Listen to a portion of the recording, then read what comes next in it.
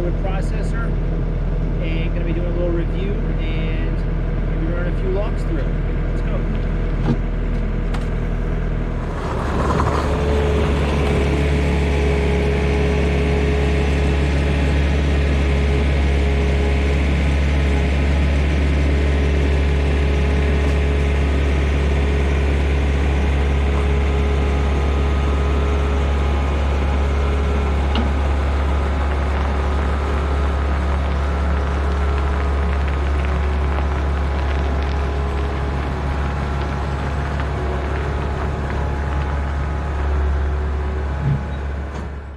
All right, so I pulled out the Multitek 1610 EZ firewood processor. I'm gonna kind of give it a review, what I think about this machine. I've had it for 4 or 5 years. Haven't put the use on it like it should have been. Could have definitely gotten more use, but it's definitely going to in years to come here. It's been stored away under coverage, but I want to give my take, pros, cons of this machine on the internet. If you're considering firewood processor for Multitek, they're definitely a brand name. This model here is the smallest firewood processor they offer. In terms of what's out there, to actually know what you're getting before you buy it, because you gotta have this thing shipped to you in the continental USA from wherever their manufacturer is. I forget where it is. I'm in New York. They are not around here. And it's nice to be able to see a video like this.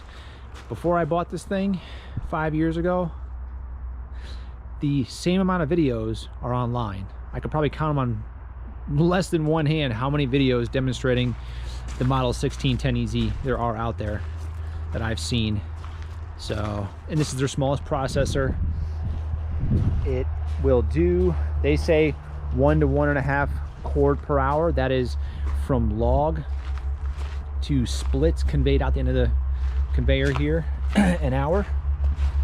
Some of the things you got to consider when saying that is time it takes. That doesn't include time it takes to load the live deck, the log deck there.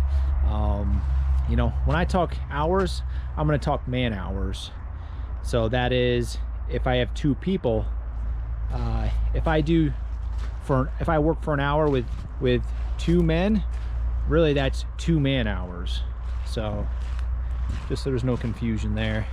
This thing is powered by it's either a 24 or 25 horse Kubota engine, diesel engine.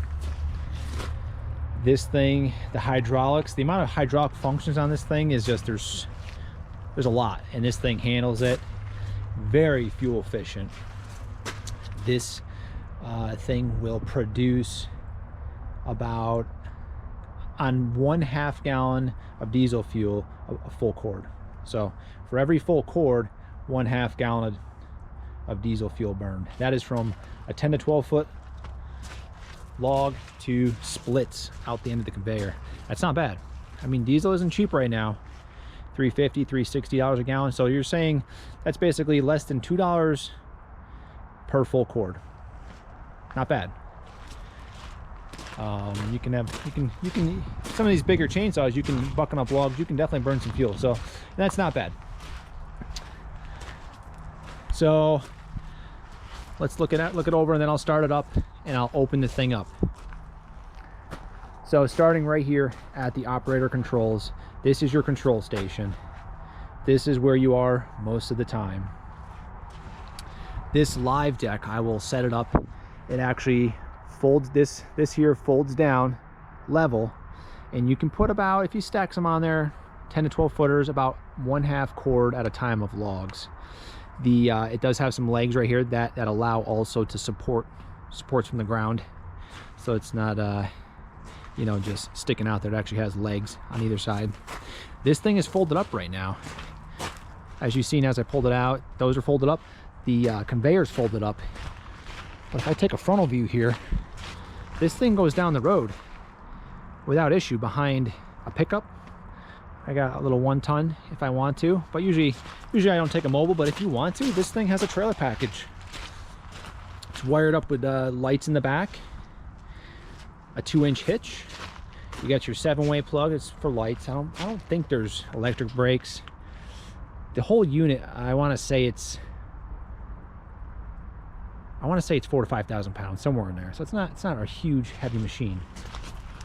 So anyway, back here at the operator station, this is where most of your business is done. I will go through the functions of this later on or after I start it.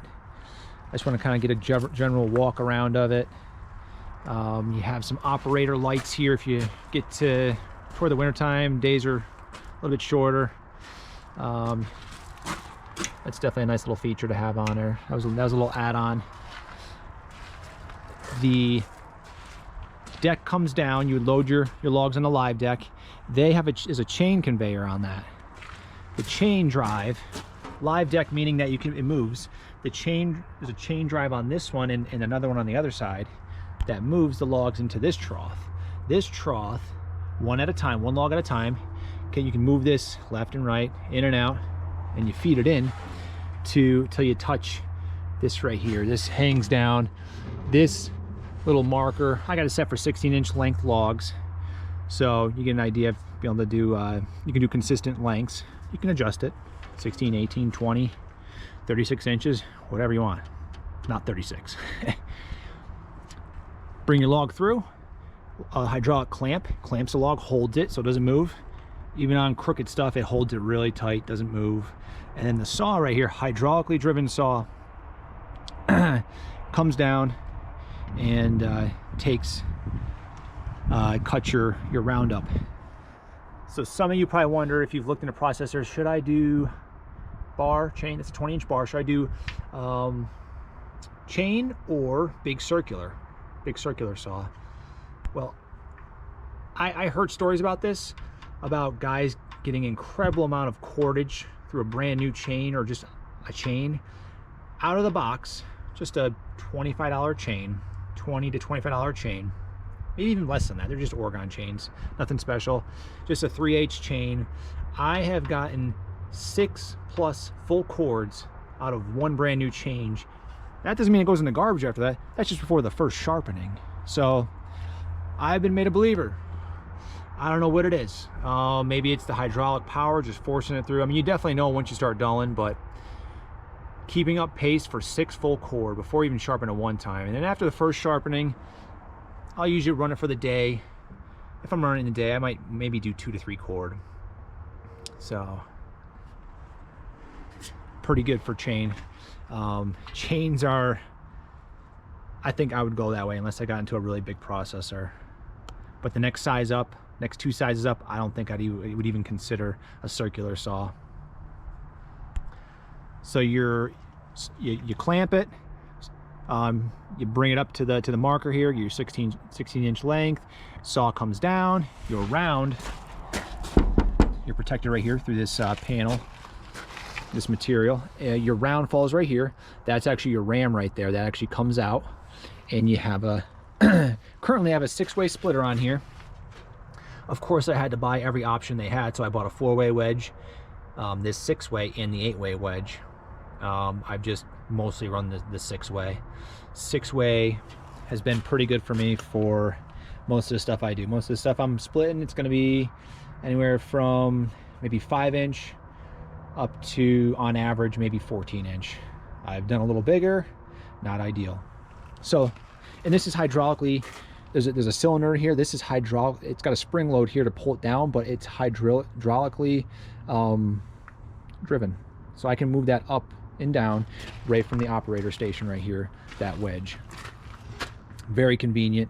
And if I wanted to switch it out, 1 bolt, I can take it off with my hand, and that slides right off. That's it. I think it's just a quick pin on the bottom. Nope, not even. It just pushes up on the bottom. The spring pulls it back down. You can see the hydraulic cylinder right there. Very simple but effective design. One thing I'll talk about before I go on to talk about the conveyor here is that one thing I never considered. I've watched demos and I've always said to myself, okay, what if I have an oversized, say a 14-inch log, even through a 6-way? Most homeowners, they don't want that big chunky wood. That's like boiler wood. They're gonna either not want that, especially in smaller quantities, or they're gonna have to resplit it, or they're not gonna be happy, or all of the above. So one of the things I didn't really understand or see prior to having this was that if you want consistent wood, sometimes on larger stuff, you got to grab it as it comes through the wedge and just throw it back up there, and then ram through again. But sometimes you can throw 1 or 2 chunks in there and then just adjust your wedge, run it through. Not a big deal, but it's just a consideration, you know. So when you know, you think, oh, I got a 6-way wedge, I can put a 5-inch log through that, 6-inch log through that, or a 14-inch log through that one time. Well, you're on the bigger end, you're going to have some big chunks that got to be resplit. This conveyor, it's a 15-foot conveyor, again hydraulically driven. It actually will fold out,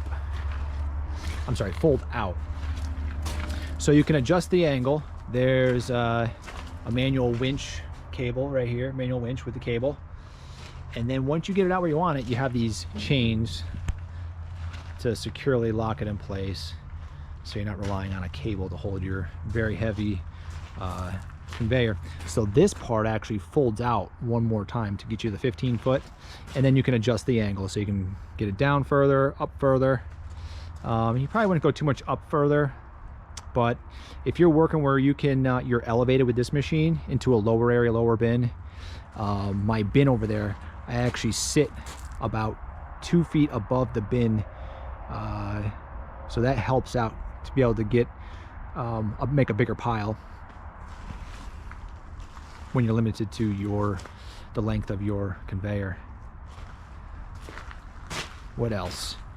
The controls I will come back to, but basically everything is done right here. You got your throttle, hour meter, RPMs, so you turn it on with the key. You have a bar oil for your bar oil. You can use bar oil. Some guys say hydraulic oil, to each their own. Some guys say use motor oil.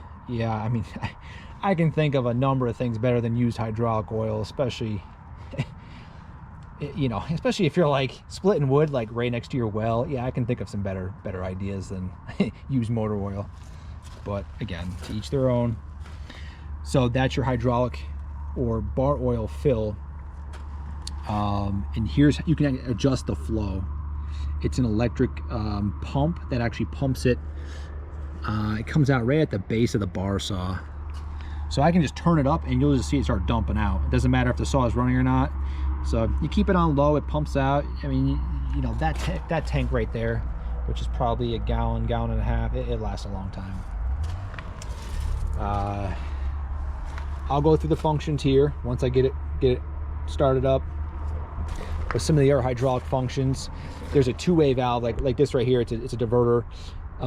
It changes function from the up down, of putting this up and down, and then you can change it to the function of actually using the live deck once it's down, which is it's a diverter valve here, but it's the same lever over here, which I believe is one of these, and then one of these I believe is also the conveyor.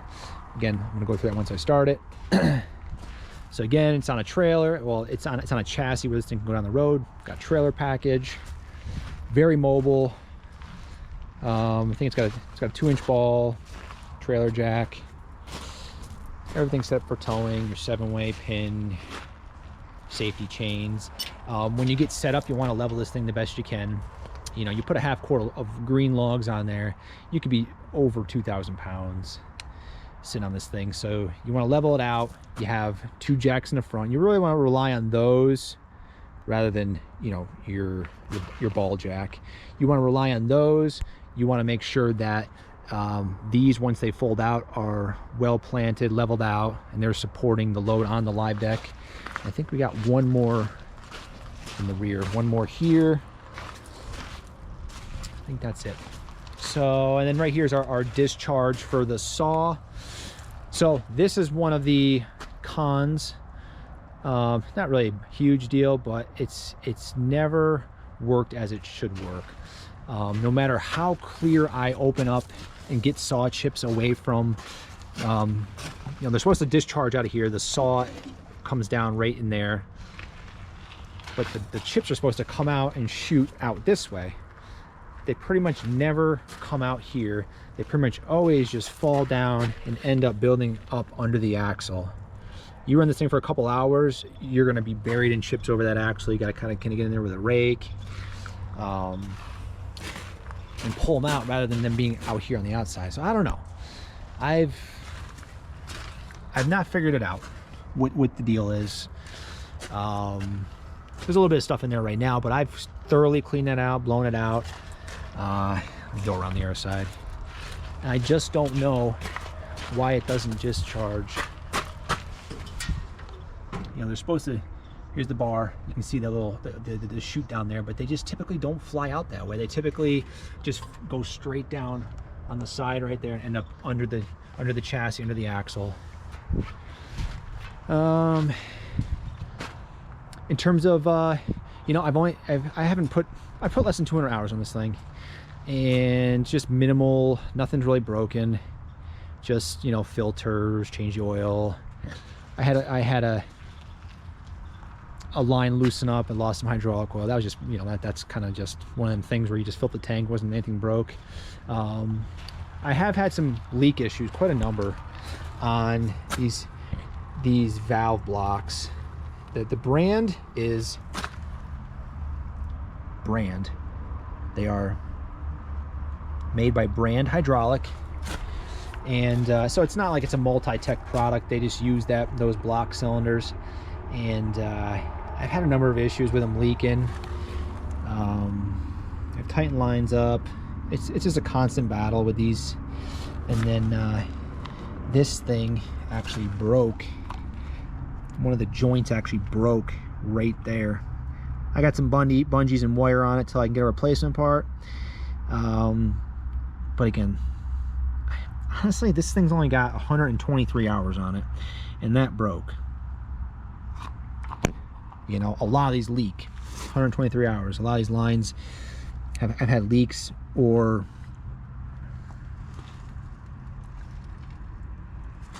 so you tighten them up. It's just been a reoccurring thing with this thing, with these valve blocks. And like I said, that piece there broke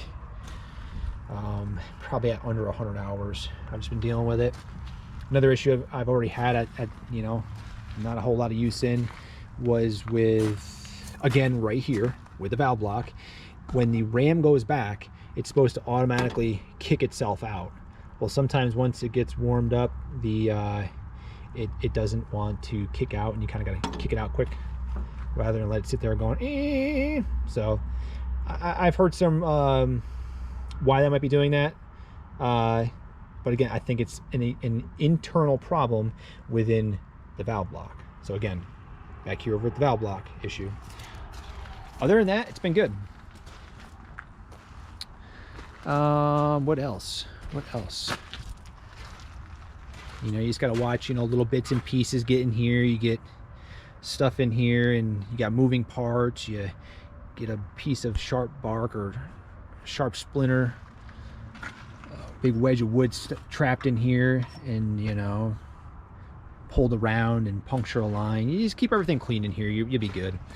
Blow out the chips. There's some electrical lines, and, you know, it's all fairly exposed here, so you want to make sure you're not accumulating things in there. Everything's very serviceable. You know, there's your hydraulic tank right here. Like I said, over here there's your for your bar oil. On the engine,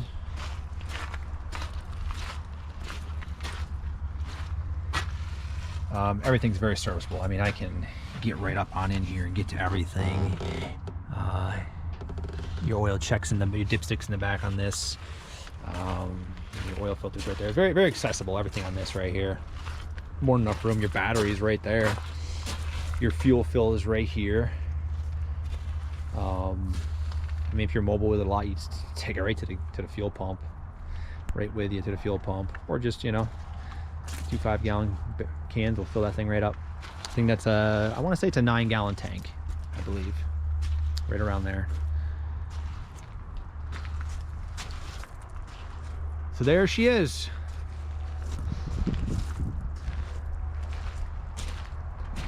I've probably put Amount of cordage through it, 50, 60, somewhere in that realm, I believe. So what I have found, how many cords can I put through my Multitek 1610 EZ, you ask? And again, it depends on your wood also. If it's really big stuff, diameter wise, even if they're clean logs, you're gonna wanna resplit some of those. You know, if you want sizable wood, you don't wanna run a 16-inch round, which this will handle, not ideal, it will take it one time. You don't wanna run that one time through a 6-way wedge without resplitting that. Ideal diameter wood, I'd say, is going to be in the 8 to 10 inch realm. It can do bigger, it can do smaller. But to get the maximum production, right around there, 8 to 10 inch diameter, 10 to 12 foot logs, straighter the better, obviously.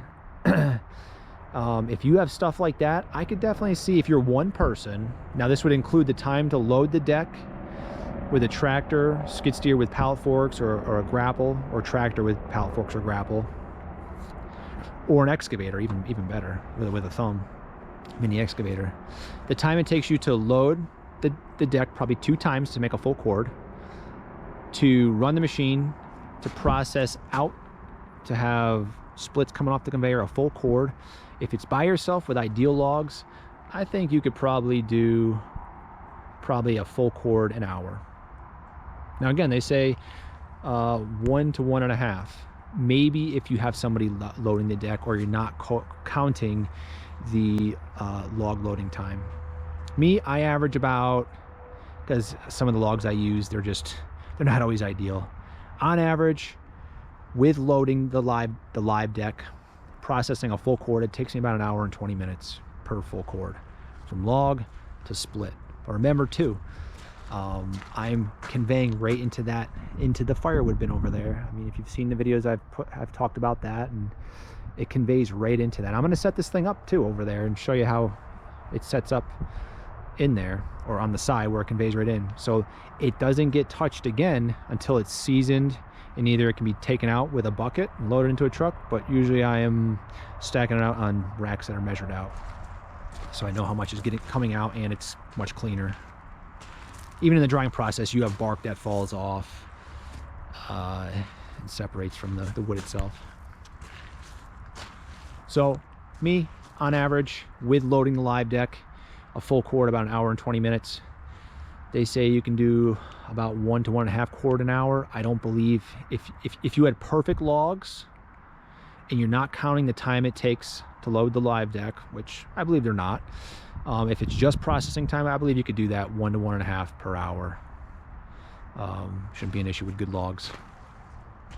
And again, it all depends too. Like if you're pumping out, if you're achieving those time standards and you're only splitting, say 12 to 14, or I'm sorry, say 14 to 16 inch logs, and you're running only one time through the 6-way wedge, well, you're going to produce the volume, but you're going to have some big chunks. So on average, with loading, usually with this thing, or a mini excavator, usually this thing, grapple, pallet forks, I can achieve a full cord split.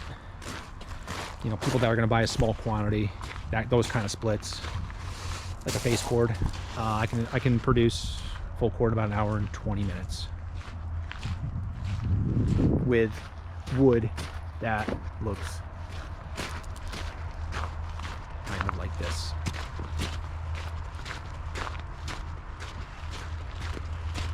It's all in the realm of like 6 to 14 inches, this stuff. You know, some of the stuff you get, stuff like that, which it splits it, but it just kind of makes a mess in the splitting area inside there.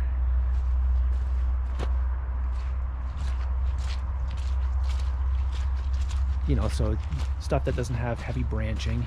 Some of this stuff's a little bit less ideal on this end, but like some of that stuff, yeah, it'll definitely split it. But just the splits that come out aren't ideal looking.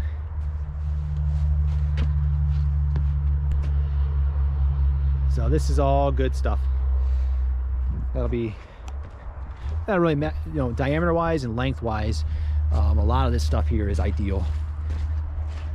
Another thing is, this is a 2-strand deck, meaning there's only 2 chain drives in and there's no support beyond that. I think it's only about 5.5 foot wide. So that means you put a really long, you know, anything more than like 12 foot, it's usually just gonna fall off. You know, if this is only about 5.5 foot, put a 14-foot log on that, it's just gonna fall off. And I try to max it out. I try to do 12, sometimes a little more, and especially on smaller diameter stuff. And usually you get it into the trough and it might fall off. And a lot of times you can go over here manually, just kind of pick it up and just kind of slide it in just so it stays until you can clamp it. All right, enough of the talking. Let's go run this bad boy.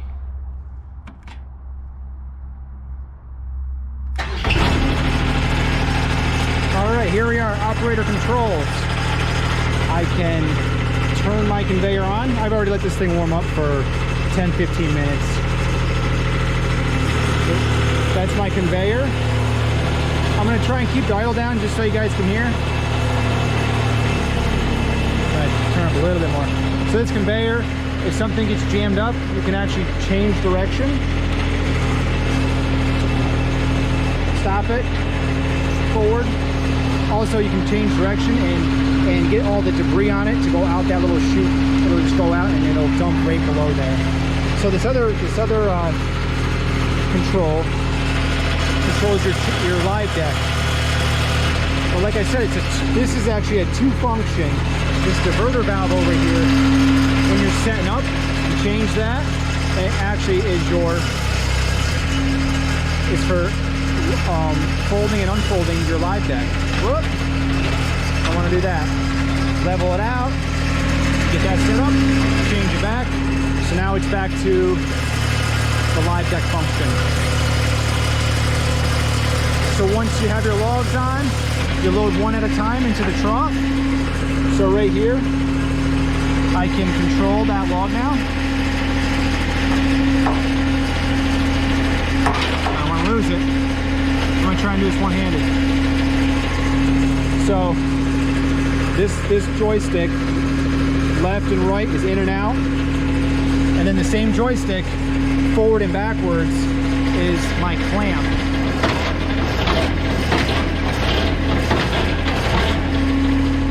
So I'm going to try and do this so you can see everything. My hands, the log, and I'm going to line it up with my stop stick here. Hard to kind of see. I got it set to 16 inches. 16 inch is what I want for my lengths. So I'm going to bring it in so you can see my hand. Bring it to where I want it. Same hand, push forward, it's clamped. And then the other control is going to control up and down for the bar. And as soon as you go to engage the saw to come down, it automatically starts running. Watch how fast this thing runs. I gotta turn up a little bit.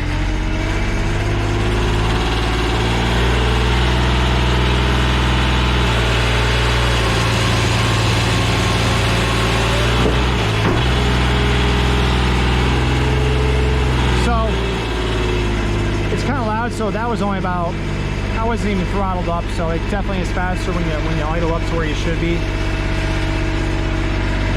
And on that same left joystick now, my forward backwards is the saw. Pull back to retract it, and then left and right on this left joystick here is going to be the ram. And my little middle knob here is for hydraulic wedge. And again, you can put a 4, 6, or an 8-way on. This is 6-way. I do have the other 2. For the majority of this stuff, I find this to be most useful. And if you get into some bigger stuff that's really knotty, you definitely want less wedges. I've put some I've maxed that bar out almost 20, you know, maybe a 19-inch log. And this ram, I wish I knew off the top of my head. It's probably pretty close to 30 ton. Never had an issue, no complaints at all with the power this thing has. So we're gonna push this one through. So it's the same left joystick. Now it's the left and right function for the ram. Again, I'm idled down, so this is real slow. Nice splits.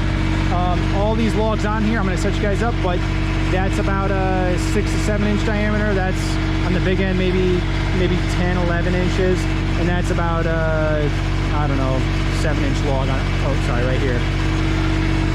So it doesn't come off all the, you know, as you put more logs through, they'll just continue to push these ones through, go onto the conveyor, and I'm set up right next to my bin. I don't know if I zoomed out here, pulled back, but showed you. But I am set right up next to the bin now, conveying right into the bin.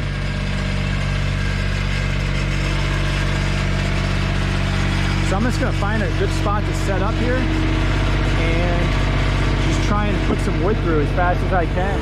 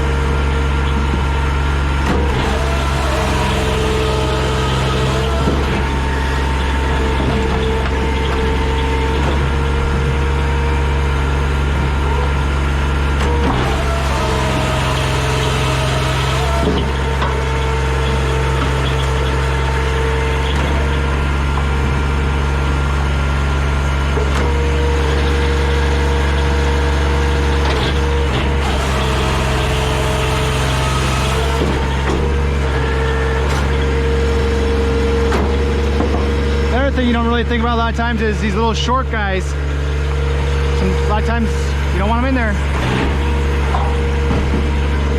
Well, I don't. I'm not making 6-inch cookies. That's going back. I can already be, as that's coming back, retracting, get now and set up.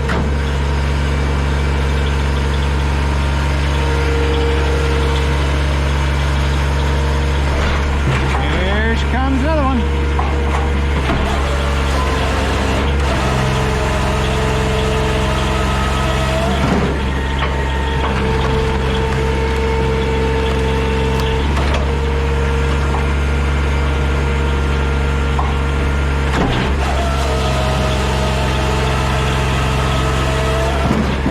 I'll show you what I mean with some of these splits.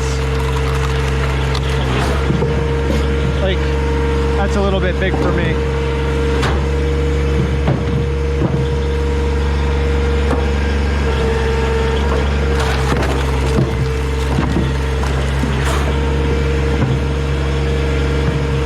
Not a big deal.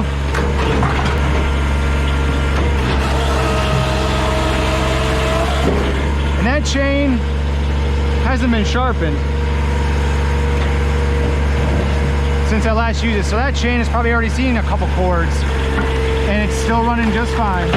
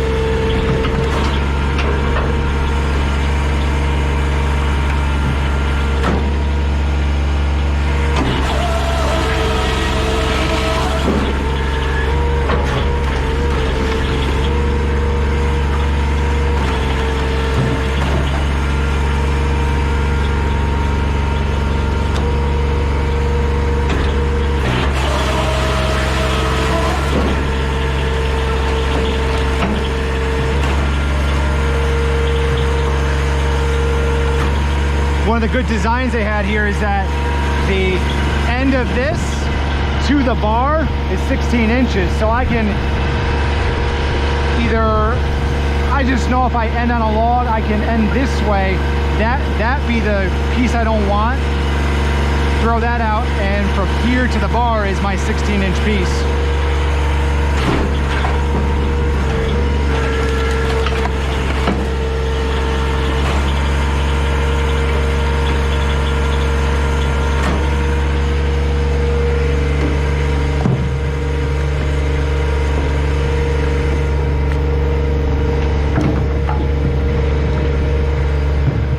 Like I was saying, you get buildup of stuff down on the bottom here. You can change the direction, flush that out, and then change direction right back. There's your light setup. I don't know where you live, but it's 3:40, 3:50 in the afternoon in December. What's going on?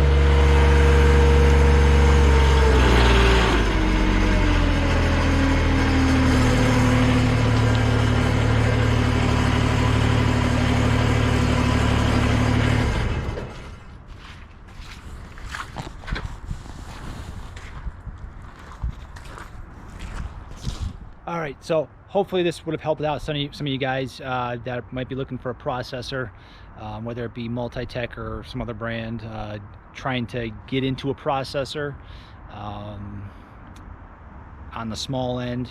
Obviously, you can go way bigger. This is Multitek's smallest one. Again, I never mentioned price. Price for this machine back in 2017 with tax, it was right around $36,000. You know, bump ahead. 2021 with inflation, it's gonna be more, but this is the smallest model I was willing to get into to be able to handle what I wanted to be able to handle. I wanted to be able to handle larger logs, not just length but diameter. Like I said, I can put up to 16, 17, maybe 18-inch log in there and process it. Sometimes you got to throw it back through, not always ideal. Conveyor, it's just the full package. It's just a good entry-level processor. I know there's a lot of other stuff out there, but if you guys are looking for a full processor, live deck to conveyor, all in one package, towable down the road, this is a good option, or one like this. All right, I'll catch you guys on the next one.